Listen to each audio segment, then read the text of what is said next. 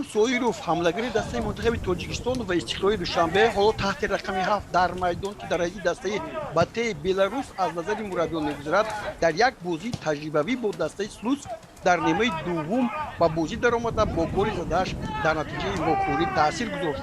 بته در این واخوری 3 گل زد که سومیش از جانب رستم سویروف زده شد.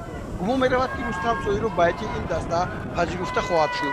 حالا این گل رو بازی دیگر ببینیم.